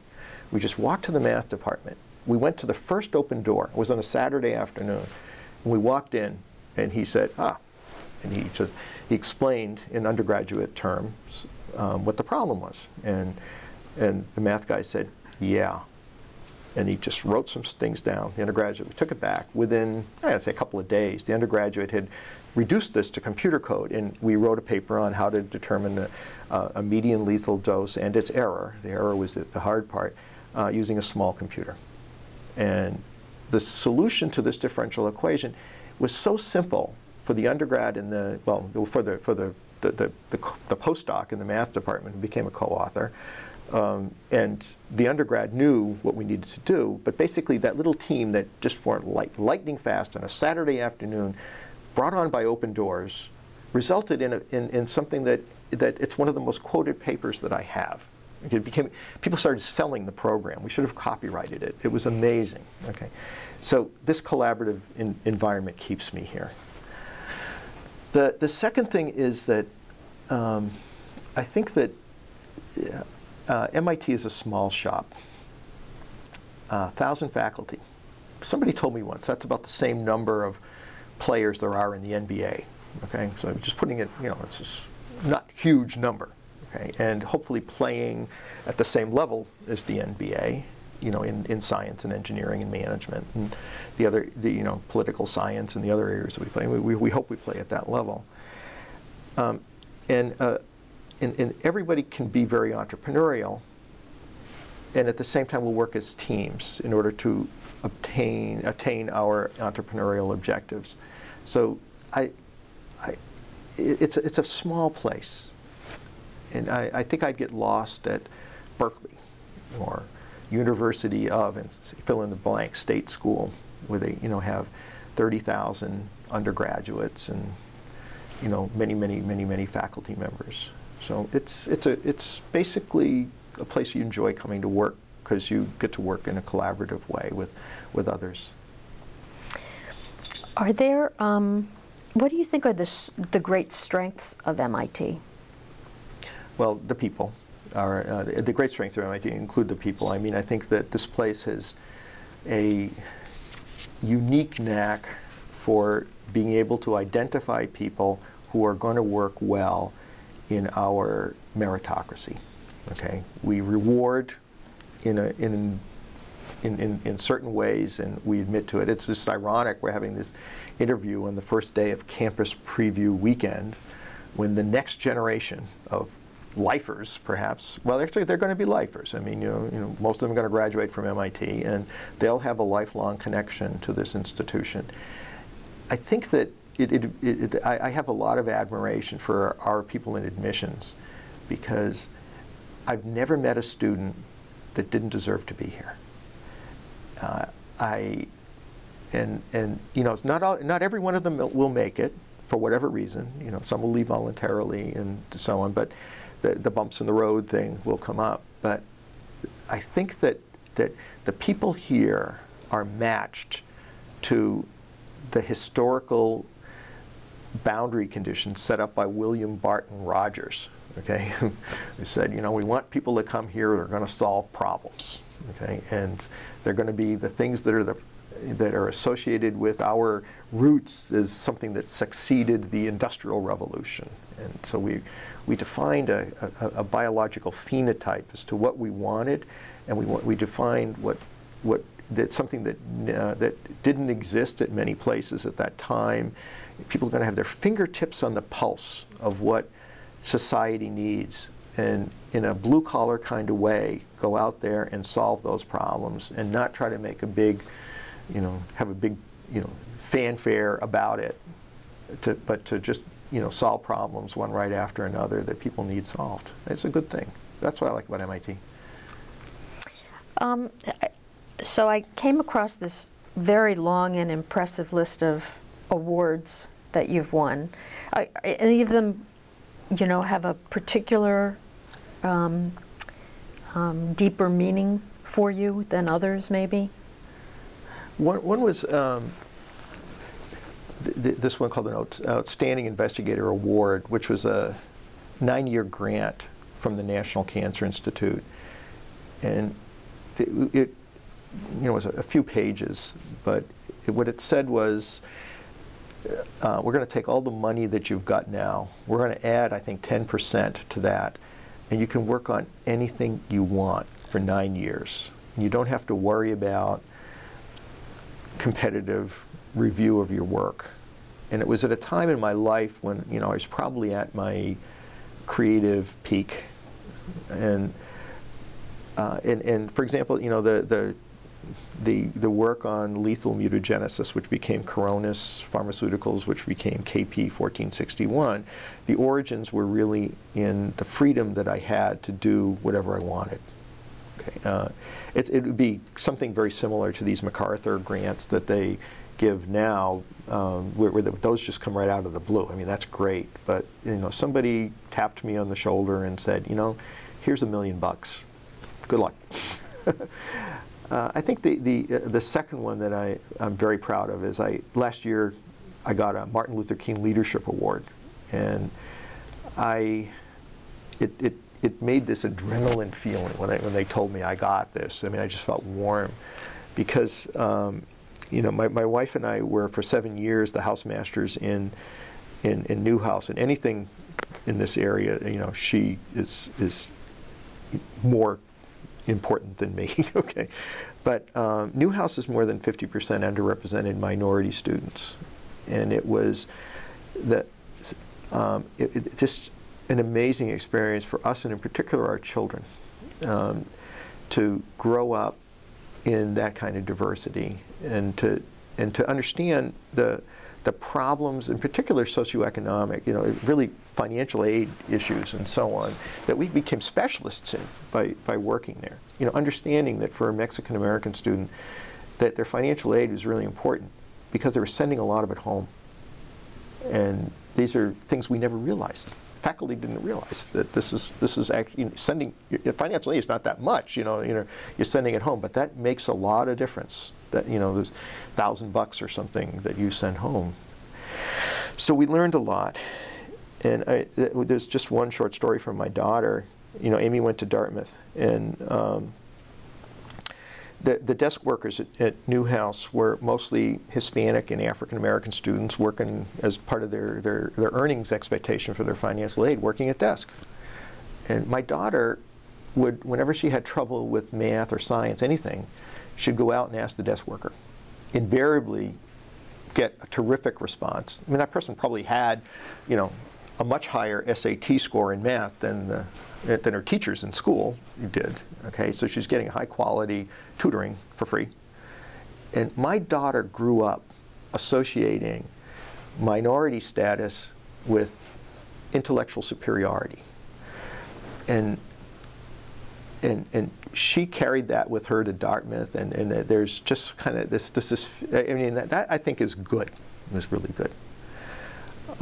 So that Martin Luther King Award, you know, we did some programming things that I'm very proud of. And then the third one is this gold medal from the Thai royal family, and that dealt with, it's really a continuation of the work that started by the MIT group over 40 years ago in Thailand, where that was the place where the clinical trials were done and the epidemiological studies, I should say, were done.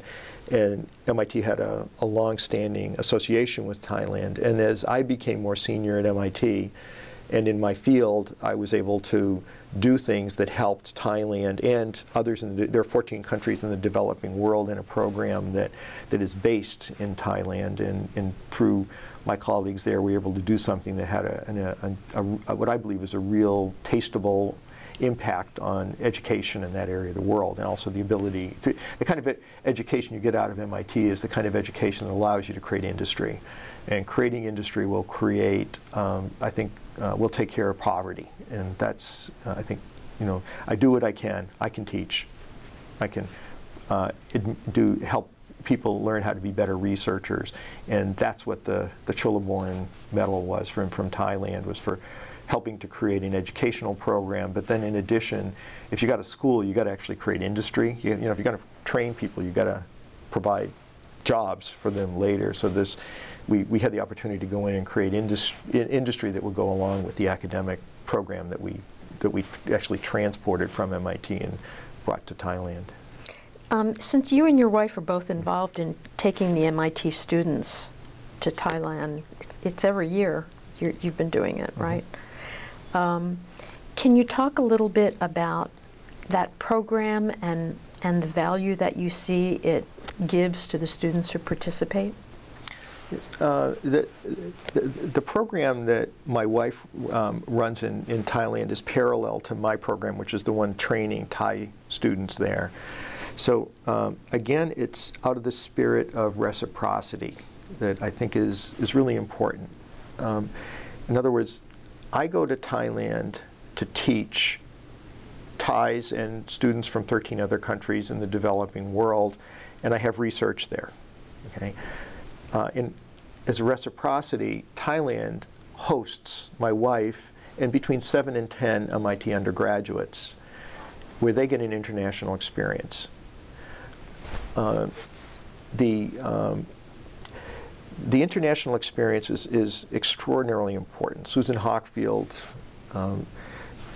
at a faculty meeting last year, said something that I found actually impressed me a lot, that our undergraduates participate in, get an international experience at only half the rate of the students at our peer institutions. Now, Ellen and I are contributing to that half the rate, but our undergraduates are not getting the global experiences that are probably going to be necessary in the modern world. So Susan is very interested in trying to get us up at least to the industry standard. So the TIROP, which is the Thailand Research Opportunities Program, had been there before MIT's recent interest, but it has benefited by Susan Hockfield putting a spotlight on international experiences and creating a global education office and so on. So it's just increased the resources, so we're able to bring not just a couple a year, but bring between 5 and 10. One of the things is that my wife is a very convincing woman, and she convinces on our end, for getting the salary support for the Thai ROPs, but also on the Thai end, in that she got. Remember, Thailand is a developing world nation, but she has housing and room and board. Room and board is basically paid for, along with all the travel is paid for by the Thais. So the international airplane travel. So it's a very good program. I don't like asymmetry. I don't like a program where all the money comes out of MIT or all the money comes out of someplace else. I don't see that there's real commitment on both sides in that way. I love the TIROP program because it's reciprocal. Each side benefits. One story about TIROP, I think one of the students, his name's Matt Gathers. He's a bioengineering student. He had never really been very many places, okay, but TIROP changed his view of his future, in that Matt is, he's African American, gifted intellectually, would probably have taken a traditional path, maybe medical school, okay? But through TIROP, at the end of the summer, Ram Sasisekharan, who's one of our he's the head of HST, he's a very influential both at MIT and in Thailand. He's kind of going around the table with the TIROPs, and he asking them what was the importance of the program to them. And Matt thought about it a lot, and it was a big pause. And he said, I think that I have made, it may not be the exact people that I'm interacting with on a daily basis here right now, but I believe that the people that I'm interacting with here in Thailand are people that I'm going to be working with the rest of my career. If I set up a company, I'm going to have in mind the colleague, the friends that I have here in thinking about a Thai base of operations.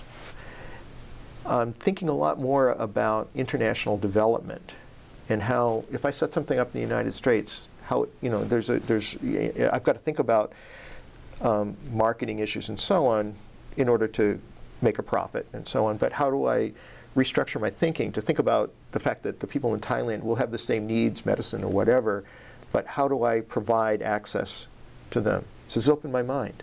So Matt went on to win a Rhodes. He's there now. And he's looking, he's going to go into bioengineering as a field. But in the roads, he's looking at literally the international development side of things. So his mind was turned on to this bigger opportunity that comes out of his MIT education through a global experience. Alvin Chen gets a Goldwater. Ruben Alonso was not part of TIROP, but he was there last summer in Thailand teaching at a kindergarten through 12th grade school. And he's the fellow who just recently got a Truman. So I think that international experiences in the right environment just have a transforming effect on some of the brightest minds in America, and that it makes them better world citizens. That's a good quote to go on whatever the brochure that Susan Hockfield's creating to try to do that. Yeah. Let me go back for a second to your Martin Luther King Leadership Award. Can you talk a little bit about what you think leadership at MIT means? What does leadership at MIT mean? I think leadership begins with being able to listen, okay, and then to be able to formulate a view that doesn't necessarily represent a consensus, but represents the right thing to do. My wife and I were living on campus at the time that the Scott Kruger tragedy happened. This is a young fellow who, in a binge drinking tragedy, died within, I think, a month of arriving at MIT. Chuck Vest's instinct was that all freshmen should live on campus. And there were lawsuits that came out of this. And Chuck, I remember, it's always, every day is a learning experience for me. And people say, we should fight this. Fight this out. Kids make their own decisions on drinking and other things. And why settle a lawsuit? He said, it was the right thing to do. I think it was leadership. As a consequence, freshmen living on campus, it's my understanding, made it much more difficult for Chuck to raise money from alumni. Remember, most of our alumni are white males who lived in the Greek system. And he was willing to, because of the principle was right. He was right. He was willing to, not get the money from grateful alumni. He was willing to sacrifice that because he was doing the right thing. And I believe freshmen living on campus, mandatory dining, other things are the right thing to do. And I think leadership is being able, A, to listen, B, formulate your own opinions based upon your understanding of the culture and the goals of that culture, and then stick to them. So I think that's what leadership is. If I could say one more thing about Sure. that. And how do we teach the younger members of our community, the undergraduates and the graduate students, how to do that?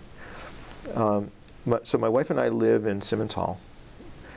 And as I said before, an equally robust community as Newhouse and any other dorm. One of the things that I like about Simmons is the fact that it was created during the time that we were here.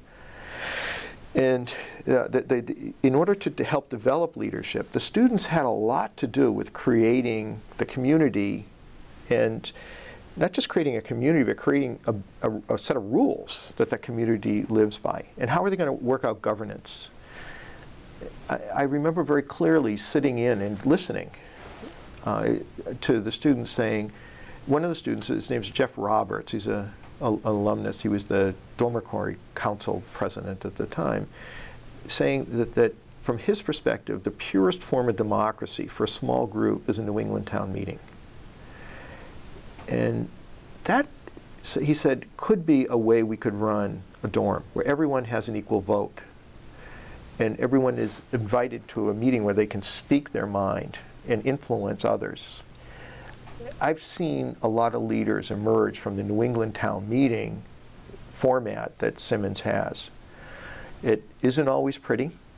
Some of the proposals are outrageous, inappropriate, illegal. Okay, but the bottom line is they're argued out in a forum, and students learn from that in a way that isn't covalently connected to them the rest of their life. They're not saying things that will be, go on the internet and then become part of, the history of mankind. So they have the opportunity, and I think that to make mistakes and to argue things out, but to learn and to become leaders. How do you think you and your wife, or just you, how have you changed from your experience of living with MIT students? How has living with MIT students changed me? Number one, when a student comes to me in a classroom situation and tells me that they were sick, the dog ate my homework, I tend to believe them and not to be suspicious of their motives. Secondly, I understand that when a student comes to me and they tell me about a problem, it could be much deeper, and I'm aware of what the resources are to get them the help that they need. Thirdly, from the perspective of my wife and me, it's like life in fast forward. If you think about it, we've got, everybody has a problem on average that they want to talk with someone else about it once a year, significant problem. So we have 350 students in Simmons, and that's about equal to the number of days in the year, which means that they don't all come to us, but the significant ones certainly do. Every 2 or 3 days we are given a really interesting, sometimes unique problem. Sometimes they all fall into it can become a little bit formulaic, relationship issues, girlfriend, boyfriend, girlfriend, all combinations are possible in this day and age. And then we learn how to be better citizens of the world, citizens of the Institute, and so on. If we're just our own kids, we would see far fewer problems. So I think that we become better parents, better able to advise our friends by living with so many undergraduates. So I think maybe a psychiatrist might say, yeah, I get to see every possible problem that can come up, and therefore I'm really well equipped to be able to deal with them. Maybe it's a little bit like that, but we get to see a lot of the really good things too. How, since you've been here, for 30 years, 40 years. Yeah. I'm not that strong in math. What changes have you seen in the students and the culture and the faculty, the administration? Okay, so the changes over the last 40 years in the students, in the faculty, the administration. So in the students, it's really been the demographic mix, going from white male to a very diverse population, and a little bit in excess of 20% underrepresented minority. And I mean, we have a tremendously robust, diverse environment, and so I think that's one thing that I've seen. Over time, I've seen. I came to MIT in the era of the '60s. I mean, I was part of that. Protest movements. No, don't trust anybody over 30. And then you went through Generation X and the millennials now, and these students are, they're qualitatively very different. The ones that have always had a seatbelt and had parents that drove them to ballet, then to their SAT class, and then wherever. But things have changed with regard to the students that we have in the classroom. And of course, during this entire time, I've grown older. I've just sort of stayed the same. So some of my perception may be a little bit distorted. But what I think I saw was the following. In the 70s, you saw leaders, real people that went off, and you could see them starting companies. In the 80s, it became more me-centered. And that continued into the 90s. And I would say now in the 2000s, I see a very needy population, students who have been given, I think, so many privileges growing up. I think that we now, the meritocracy has perhaps broken down a little bit, but so many students that come to MIT now actually studied for their SATs. I mean, I think that's the key thing, that they arrive here, and I think that there's something I can't put into words, but they don't have automatic leadership built in, as I saw back in the 70s and 80s to a certain extent. So that's an educational objective for us. I mean, I think that we invest heavily in the classroom and in the residential system to help develop that leadership. But I think that that's one change that I've seen. It's a little bit more passive. For example, there is a war in someplace in the world. Okay, when you show this, there'll be a war someplace in the world, Afghanistan, Iraq, wherever. In the 60s, because there was a draft perhaps, but also there was something different, something else. There would be protests. Someone could hold a protest rally here for the war, and I'd be surprised if a lot of people showed up, as back then. So there has been a change in the ability of our students today to sort of accept what's out there. And I'd like to see more activism, personally. I think some of that that lack of leadership is maybe a consequence of the loss of a lot of autonomy. I think children growing up who are so scheduled in activities and taken from place to place really don't have a lot of autonomy about deciding how to spend their time, and I think they make fewer decisions for themselves. I think you're really exactly right. So I think that's why often when they get to college they're almost a little bit lost, because suddenly they're having to make decisions about themselves for the first time. Yeah. It is a bit strange. We take, I mean, it's always been this way. You rip kids away from their parents at the age of 18, and you put them into a bubble that consists of 18 to 22-year-olds. And it's dangerous. I know. It's just when they're, they feel like they're immortal at that age too. Yeah. And it's probably, there's some kind of covalent connections happening in their neurons that's critical to development all over the world. Maybe it's something at that age that we do. There's a reason for it. We don't understand we're doing it, but some social scientists could explain it. But it is a strange thing.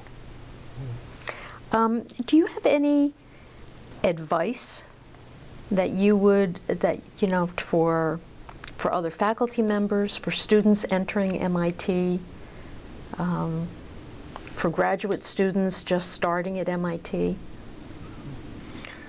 Yeah, I think that I think it's really important to seize the day. I think that this passivity that we've just mentioned with regard to something that we all see in the undergraduate population. Remember, the undergraduate population becomes the graduate population, becomes the faculty population. And it's important not to just take what our leaders, our administrators, tell us is the right thing to do. And this would be something that will probably be edited out. But just as an example, I mean, top-down doesn't work at MIT. Bottom-up does. Why does TIROP and this Thailand program succeed? How can you have 10 MIT faculty going to Thailand, teaching in the developing world for no money, okay, as volunteers? And is it just because we get access to populations and we're treated well and so on? No. No, it isn't that at all. Because it was our idea. Bottom-up. And I contrast that with programs like Singapore. Singapore has 4 million people. There must be 50, 70 MIT faculty that are associated with it. Not because the problems are interesting, but because they're problems that are well-funded. Okay? It's the easy path. And there's only so much bandwidth at MIT. And I think that every student, graduate student, undergraduate, and faculty member should be told, we are a national or global resource There's only so much bandwidth. We're like the internet. We only have so much bandwidth. And can we afford to use such a large percentage of our bandwidth on such a small number of people and such a narrow range of problems? Or, and this is where the leadership in the administration comes, should we encourage this very small shop, the 1,000 faculty, community of 10,000 students? Shouldn't we be encouraging that community from the bottom up to find the greatest problems that are going to have the most impact, regardless of whether somebody's going to be willing to pay? And I think that in the 60s and 70s and 80s, people were getting out and trying to find the problems that were the most interesting, that would have the maximum impact. And no one's ever come to MIT to work here because you're going to get rich working here. I don't think that's what it's all about. But I think a lot of people are here, and we stay here because of the impact that the work can have. My concern is that, looking ahead, which I think is something that's very important, is to put MIT back in a track where we're looking a gift horse in the mouth and picking the problems as being ones that deal with true global problems. If Singapore, for example, is interested in water, which they are, that becomes justified in my mind, because if I go to McDonald's with 3 friends, we each get a quarter pounder, there's 1,800 gallons of water involved in the production of that pound of food. And I'd like to see MIT people think in those terms, not in terms of let's come up with a bottled water to serve one particular client. But we have to think about it in terms of bottled water to help the people in Africa, where wives and children will walk up to 5 hours in order to get the water for that family for a day. And so I think there's this, why we do these things is very important. And I think that what my advice to incoming people would be, as my boss, Jerry Wogan, did, be able to understand the details at the highly granular level of the science that you're doing, but then be able to go very quickly to 30,000 feet and to ask, why am I doing it? And is this the best use of my time? Because I represent 0.1% of the MIT bandwidth as one of the 1,000 faculty.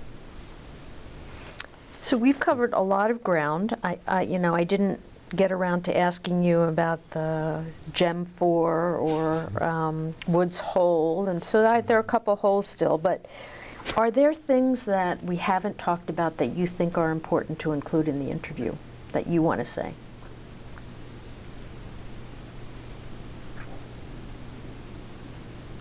I think that, yes, I have one thing to say, which is that this goes back to the very beginning, and then I mentioned that my dad was part of a group that skied on weekends with Emily Wick, who was a student here at MIT.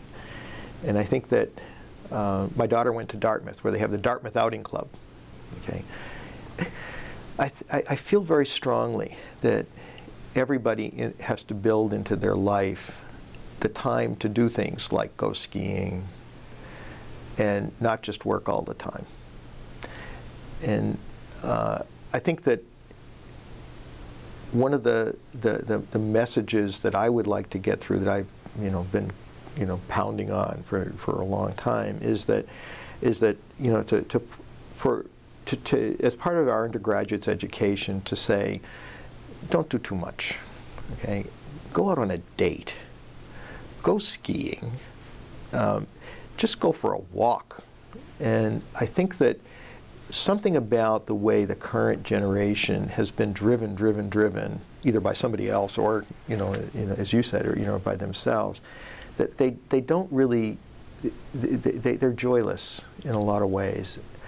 And I'd like to see some kind of, I'm not wise enough to know how to project it, but I can identify the problem. But I can't solve it, but I can identify the problem. Is that MIT is, I think, great because people work hard and they can play hard. And sometimes when they're playing that forming relationships with other MIT people or people at other places, or with their families, that are just so important to keeping them from burning out. That's my last message. Thank you so much. Very this welcome. has been so interesting. Oh, thank you.